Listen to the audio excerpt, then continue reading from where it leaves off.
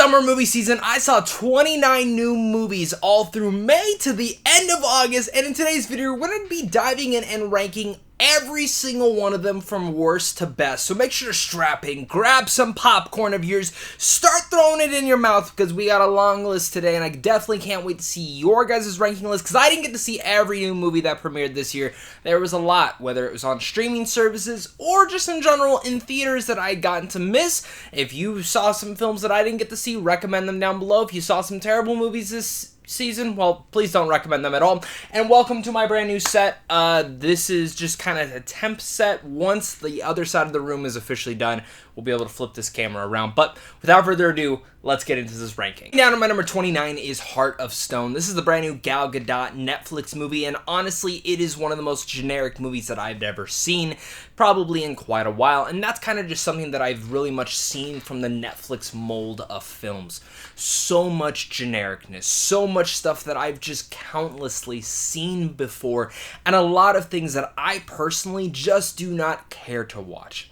And Heart of Stone, while it doesn't have any terrible moments to it, it does the worst thing that a film could be. Specifically, even an action film could do, and that is be boring, and be generic, and be something that I've countlessly seen before, and honestly, throw the film out. I've already forgotten about it. Gal Gadot was good, though. Now, my number 28 is You Are So Not Invited to My Bar Mitzvah. Now, personally, I just got done watching this. This was a fun one. It was exciting. It was what it was. I actually really like Adam Sandler in more of a supporting role. His daughters were very likable. This is just one of those movies that just, again, seems like the typical Netflix flair.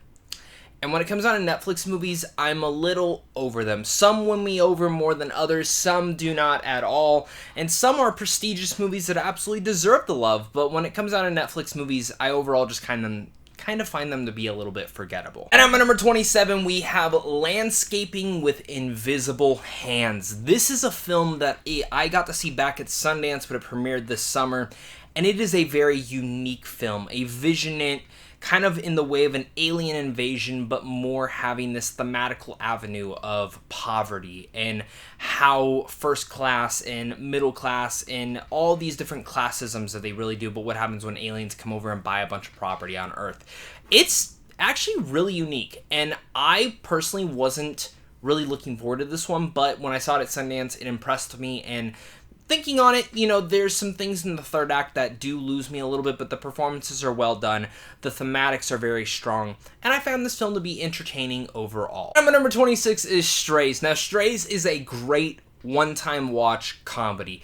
It's raunchy, it's R-rated, it's gross out humor with dogs, and anything that you can think of with the dog doing, they do within this film, and I thought it was fun for what it was. Have I kind of forgotten a little bit about it? Yes, but there are certain sequences, primarily something to do with mushrooms, that I still am thinking about and laughing at, but the rest of the film itself is just fun for that one-time watch, but it wasn't one of the most memorable things that I saw this summer. My number 25 is Sound of Freedom. Now, honestly, this is a movie that truly came out of nowhere. It made tons of money at the box office, and you know, there's been some things behind the scenes and people really much having one way or the other on this film.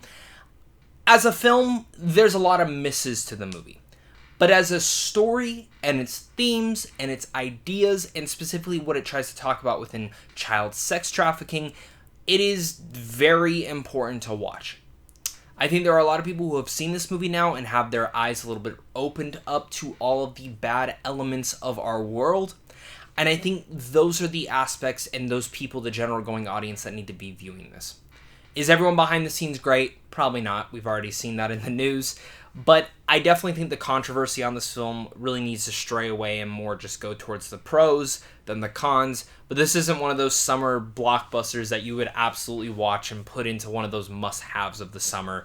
It's just one of those films that I definitely think needs to be talked about, and specifically did make a big box office storm throughout this entire thing. It made more money than I think Indiana Jones' Dial of Destiny, which is insane. Number 24 is Transformers Rise the Beast. The pros of this movie are so much higher than the cons. And the cons, just to get those out of the way, is it feels a little bit generic, and at times even made me miss Michael Bay, which I never thought I would say, but I did. And I think Rise of the Beast has a lot of good ideas. I wish they used Optimal Prime a little bit more. I wish they used the Beast a tiny bit more. But I do like the element of what it touched on within Optimus Prime himself. Mirage was actually a big surprise. I actually really love what Pete Davidson did in the role. But the film itself really just succeeds in having awesome action sequences and an absolutely forgettable story. Which a lot can be said with Transformers films, but at least all the other Transformers movies, at least 4 of them, there's a story that you can a little bit get behind, where I found Rise of the Beast, there's just a lot of elements that just feel lacking and not memorable. And that's kind of how I felt on this entire film, is that the action is very memorable, the story and its human protagonists are not whatsoever. That brings me down to my number 23, which is You Hurt My Feelings, a brand new A24 romantic dramedy, comedy, all sorts of things like that. Julia Louis-Dreyfus is in this movie, and it's about a wife who finds out that her husband doesn't like her new book, and that maybe he's been lying to her and hurting her feelings because he's been lying, saying that he likes all of her writing. And I find this one, for couples specifically, to really get a kick out of this one, because that approach can always be so awkward, but if you don't make it that way, it's kind of like that, what happens if you did make that lie? This is what happens here, and I'm sure there's a lot of couples that have felt that way and gone through those moments, and personally for me, I found You Hurt My Feelings to be hilarious, but real at the same time, and I enjoyed this one. It's a little bit, hit or miss towards the ending, but I liked it. My number 22 is The Haunted Mansion. Now, for me personally, I really love the ride. And I think if you're a fan of the ride, you're going to go see this movie and you're going to find a lot more to love in this than the general going audience. And primarily, my favorite ghost in the Haunted Mansion ride and the lore and everything of that is the Hatbox Ghost. I've said it a lot, maybe not on this channel, but other channels and other interviews, is that if I wasn't reviewing movies on YouTube, I would have a dedicated channel to Disneyland history, trivia, all sorts of things like that, because I'm a huge Disneyland fanatic. And everything with the Hatbox Ghost has always been some of the most fascinating elements that they've ever done for that. And I really like how they intersected them into the ride. I wish a lot of the other ghosts were a little bit more used, like Constantine and, of course, the hitchhiking ghost. I think those were lacking misses, and some of the film lacked personality like that the Haunted Mansion does have. But where it actually really surprised me with what it was giving was its thematics of death and grief. I was not expecting to get choked up about that in this movie, and while it has a complete tonal issue and a lot of other issues, I found that the pros completely outweighed the cons. And while this isn't one that I'm going to go back and rewatch a lot, it's one that I enjoyed for the one-time watch. Now at my number 21 is The Last Voyage of Demeter, which I probably just mispronounced. I apologize for that. This is the brand new Dracula movie that should have been called Dracula on a Boat. Yeah, seriously, it probably would have made more money. This film's actually quite enjoyable. It's a little forgettable in character instances, but what I really like is that this movie is kind of harkening back to the days of like Van Helsing, which I think is completely underrated, but I wanted this movie to succeed a little bit more. It feels like it's trying to do a little bit too much here and there, but everything with Dracula, this movie made Dracula scary again. And that's what I was really happy with.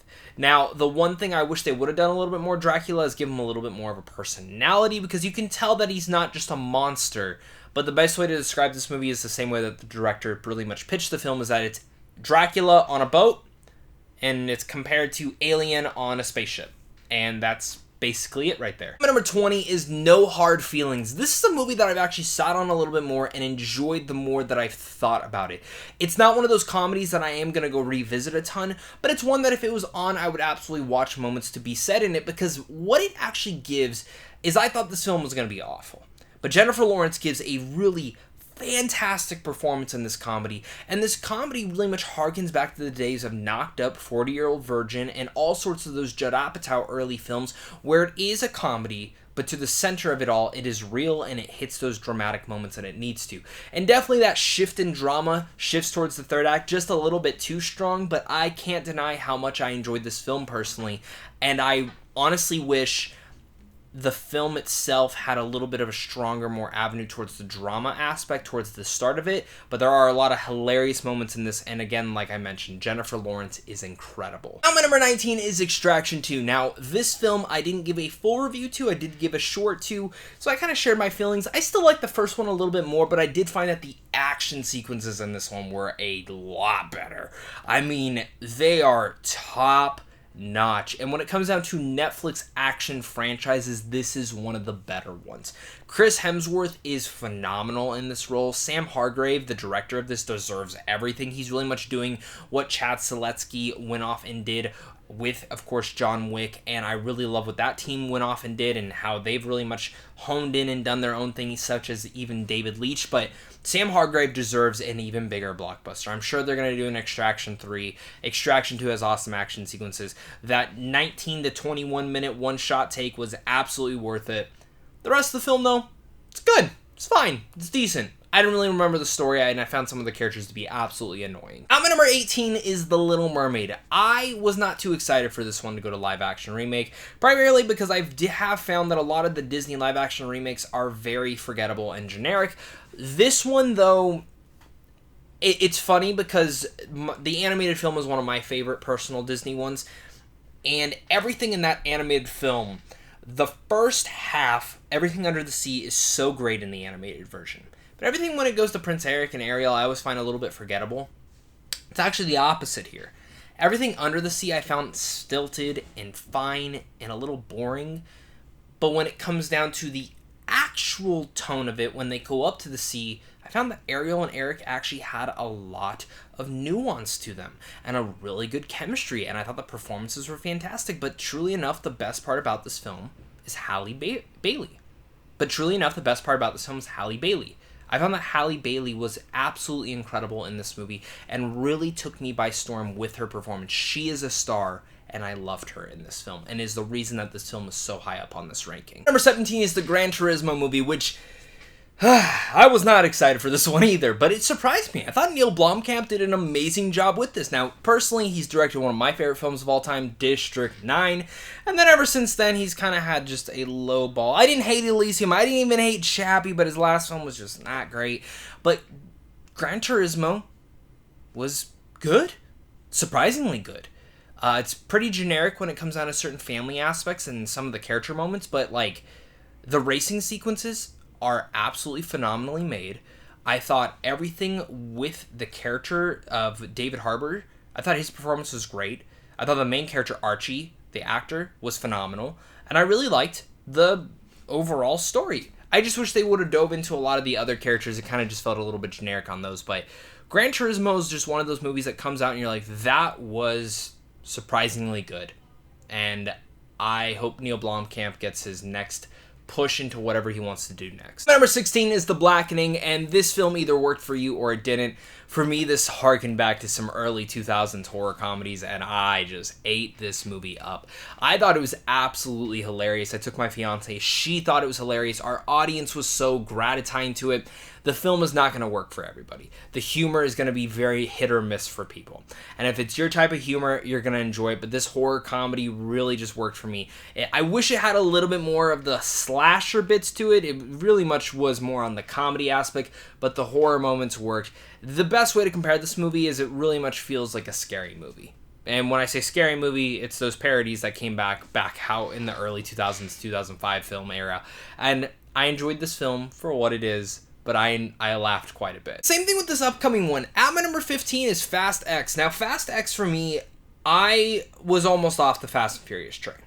F9 I enjoyed, but once I saw that film, I was like, all right, I'm done. Like, the whole space stuff just kind of killed it for me, and it just made me go back and really wish we went back to the days of 5, 6, and 7, which I think was just like the perfect little trilogy they did in Fast and Furious. Fast forward to Fast X, there are quite a few issues with this film. Logic issues that if you're just over Fast and Furious at that point, you're going to take away. Nothing as dumb as the space stuff, but there's still a lot of dumb stuff. And certain character beats and story beats that are just dumb. And I know they had a lot of directing issues because the director they do have on board for this came in like middle of production. I imagine that if he had a full timeline of actually being able to get this film situated and created, probably would have been a lot better. Fast X, though, it's a lot of fun. I could not deny it. I smiled, I laughed, I had a blast, and Jason Momoa is easily, hands down, the best villain that Fast and Furious has ever had. He literally plays the Joker in this, and I was completely for it. So is this high up because of Jason Momoa? Absolutely. Am I ashamed to say that? Absolutely not. Number 14, this was the most surprising film I saw at Sundance, primarily because it's called Theater Camp. Ben Platt was a major piece of this. I have not been a major fan of his, but he's great in this, and so is Molly Gordon, and so is Ayo Edebiri, and so is everything else about this film. I loved Theater Camp. I say that as someone that in high school and throughout just schooling in general, I never took any drama. I never took any theater stuff. I was very much to the outside of that, and the fact that they make this film really much easy and accessible for people who never did, but at the same time, I've talked to people who did do all that, and they understood like every reference in this. And I found that Theater Camp was just such a blast when you're sitting there enjoying it, having fun, and the way that they shot it as a mockumentary style was something that actually kept me off guard and was the reason that surprised me so much. If you remember that Netflix show American Vandal, which is funny enough, one of the characters in the first season of that is one of the actors in this, that tone is exactly what Theater Camp is, and it's absolutely hilarious. If you want a really good mockumentary, I can't recommend this one enough. Now, my number 13 is Elemental. This Pixar movie just chugged and chugged along to make almost $500 million at the box office. Maybe even by the time this video comes up, it had made it already. And Elemental is the first actual romantic comedy that Pixar has made. Now, I know people will point to WALL-E. I don't count that as a romantic comedy. I count it more as a romance. I might even look at Toy Story 4 and say, well, that's technically a romantic comedy, but I guess when you actually look in the grand scheme of things, Elemental is that. But it's also a deep film about making your own path. And the same thing is touching in the lore of racism, as well as being an immigrant in a place that doesn't really want you there.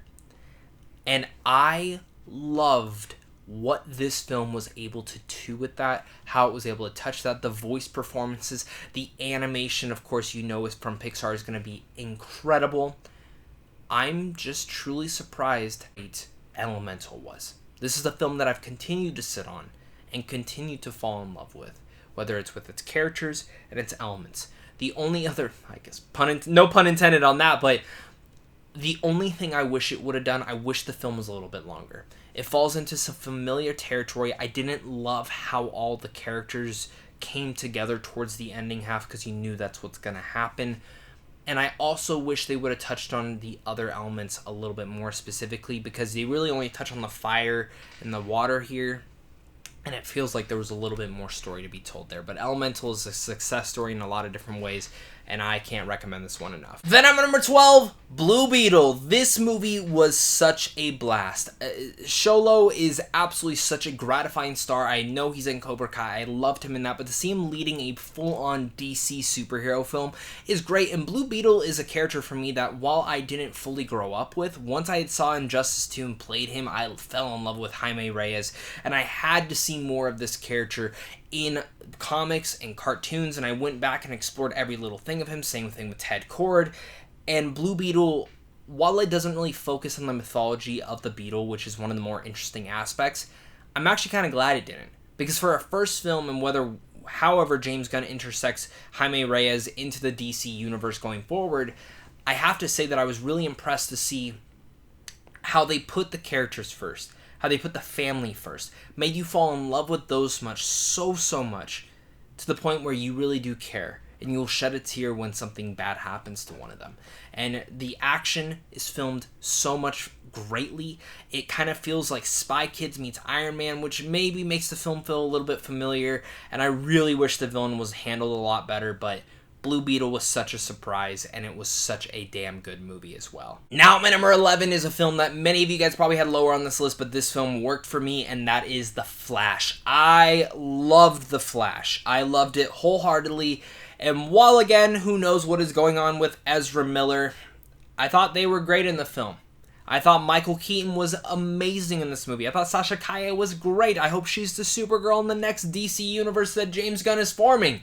And I thought Andy Muschietti did an amazing job directing this film. Now, Put aside, the visual effects are absolutely terrible in this movie. There's no doubt about that. Not 90. At least 75% of this film, the visual effects look really off. The other percentage, good. Really good. I wish they would have put more time in this, and I actually wish this was the ending of the DC universe, because I thought it was a good ending to the DCEU. I thought it was a great harken and a love letter to the DC universe in a lot of different ways, even specifically what Zack Snyder had crafted and created. I thought the action sequences were phenomenally great, and I love the entire third act. It gets wonky, it gets weird, it gets crazy, but I'm okay with that, because at the center of the story is a son and mother story. That the final moment between Barry and his mother in this film is probably one of the most emotional moments I've seen in a DCEU film. And The Flash really just, it worked for me in every department. I can't wait to rewatch this film. It's one of those ones that I only got to see once in theaters, but I've countlessly thought about it after I've seen it. And I really think Andy Muschietti honed in how Tim Burton would have made a Flash film back then. Then at my number 10 is Indiana Jones and the Dial of Destiny, and honestly another film that I really love that the audience seemed to have liked, but critics just did not jive with it completely. And I kind of find it to be crazy, because I think Dial of Destiny is a really great ending to this version of Indiana Jones. I fully believe that, again, Harrison Ford's done, but 20 years from now, we're getting another Indiana Jones. I already know. Even though this film bombed, it's nostalgia, they'll bring it back. And you know, this film did bomb, but I don't believe that box office is a big part of a film's overall success in the future. And I think Dial of Destiny will be looked back on and kind of loved in a lot of different departments. I like that they deconstructed Indiana Jones. Now, when I say the word deconstructed, it seems that Lucasfilm has been doing that a lot lately with a lot of their different characters. Han Solo, Luke Skywalker, Princess Leia. The list goes on and on from there. People aren't a fan of it. I don't really care. I don't mind that, because Indy for me has always been one of the best action heroes. Raiders of the Lost Ark is my third favorite film of all time. So when you do look at this entire overall list, Dial of Destiny did deserve to be on this, and I was happy for what we were able to get with Dial of Destiny. It was everything that I could have wanted. I will say, you know, Phoebe Waller-Bridge, kind of annoying the first time I watched it. Second time I watched it, I understood what they were trying to go for. Fortune and Glory, trying to do a parallel back to Temple of Doom. It works a little bit better on second rewatch. I think the film could have been a little bit shorter, but overall, Dial of Destiny was about what I expected. And I love when Indiana Jones gets wild and wacky in the third act, of course. So take that as what you will. Now, my number 9 is Barbie. Barbie, for me, gets better and better the more and more you think on it. It is probably, out of this list, probably the smartest film on here. And as a parallel, just the way that they handled this entire film and really took it into storm with its thematics, I think Greta Gerwig and Noah Baumbach absolutely deserve a lot of praise for that. I think the reason that this film also works and brings people back to continuously be the highest grossing film so far of this year, and I think really much will end up being the highest grossing film, is because of Barbie being fun but smart. Ryan Gosling's I'm Just Ken is incredible. His ballad is amazing. And the first time I watched it, I was like, this is great, but it feels a little bit out of place, but it's so catchy. The soundtrack, the music, all that stuff works. Then you bring in Margot Robbie, who gives a phenomenal job as Barbie herself, and really much stereotypical Barbie, and how they're able to bring that about. And as kooky and as weird and as wonky as the film can get, it never goes away or strays away from the very emotional parts that make the film near and dear to so many. And what I love about it, and what I've seen so many people shit on, is that it's bashing men. This film never bashes men. I think if you think that, you're crazy. Because what this film really does is it gives two different ideologies, not trying to go for a patriarchy or nor the other way. Everything should be equal. And that's what the film's trying to say. I love how it explores Ken's life, and in some arguments, you could make that Ryan Gosling's Ken is the more developed character out of this entire film. But I love how they did Margot Robbie's Barbie as well. Two different parallels, two different people going through different things and learning different aspects. And Barbie only gets better the more you think about it. And at my number 8, this is the comedy of the year, and that is Joyride. I found this comedy to be perfect. It's one of my favorite raunchy comedies in a while. It sucks that it bombed at the box office, but it's now ready for you to rent, and you absolutely should. A bunch of friends go to Asia to help their friend with a business meeting, and while they're there, they find out that, hey, you were adopted and sent to America, and you're from here, so let's find your mother. And the whole way that kind of ensues is just hilarious. This film is absolutely raunchy into all hell, but what I love about it is that every joke plays off the last one. You'll have one joke with drugs and having to smuggle them, and then the way that kind of ties into the next joke, specifically with an entire editing montage in a hotel building, reminds me of the orgy sequence from Sausage Party, which was hilarious, and this works as well. And then when you tie that next piece into it all, it just continues from there. References to previous things and how that ties into previous jokes. These ongoing jokes all work. It all works together in flair and harmony because of the characters. And at the center of it all, it's sweet and emotional.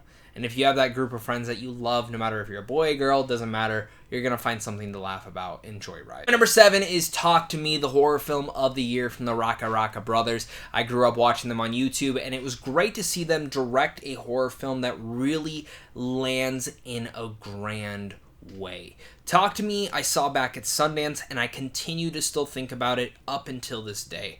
Whether it's the ending of the film, which I think is one of the best endings that we've seen countlessly in a movie in quite a while, and specifically when it comes down to horror and the whole parallel that it kind of feels like this whole round trip, but as well as the idea of teenagers finding a possessed hand that when they hold it and say, talk to me, they, in a way, get possessed for 60 seconds and it gives them this drug-like high feeling. But what happens when you become obsessed, addicted to that feeling?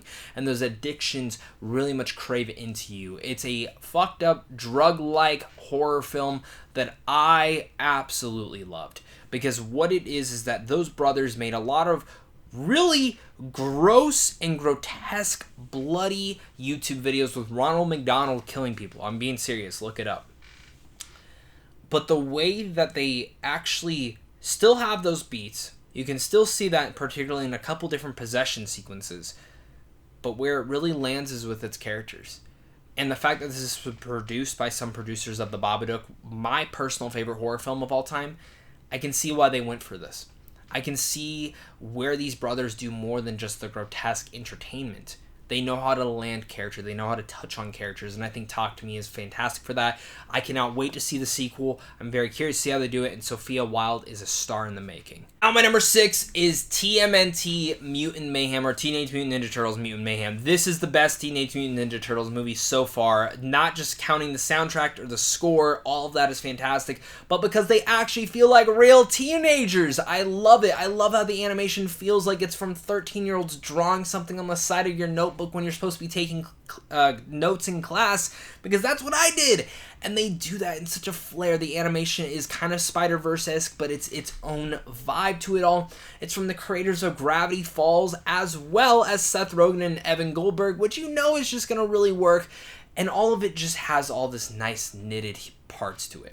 The only issue I have is there's some things that they changed with the other mutants that I wish they would have maybe delved on a little bit more, like Bebop and Rocksteady really aren't used too much, but this is fully fleshed out into the Ninja Turtles way. And all the turtles get to shine, where I can actually look back and say, for once, like Donatello might be my favorite one in this film. I love how they really do feel like teenagers. I love the animation, and this is just one of those movies that I've continuously to think about. The only really big issue I have with the film, I wish it was longer. 10, 15 minutes longer, but that's only because I'm selfish and I wanted to have more time with these turtles. Now, my number 5 is Mission Impossible Dead Reckoning Part 1. This movie has stuck with me. I wish I've had more time to go see this film again, because it is personally my second favorite Mission Impossible film. And after Fallout, I had said, I'm done. I don't want to see any more of this, because how can you top a masterpiece? And while they did not top it, they almost damn did. A lot of that goes because they're really much making a love letter to every other Mission Impossible film. The stunts are huge, but the stunt sequences for me aren't even the big part to go see this film. One of the sequences that I actually thought really didn't even have stunts to it was this whole cat and mouse game in an airport, which I thought was phenomenally paced and created. But really much where this film succeeds at is very much in its editing and its story. And while it is very much a part 1 of all of them just trying to find a MacGuffin, by the time it ends, I sat there going, I can't wait for part 2.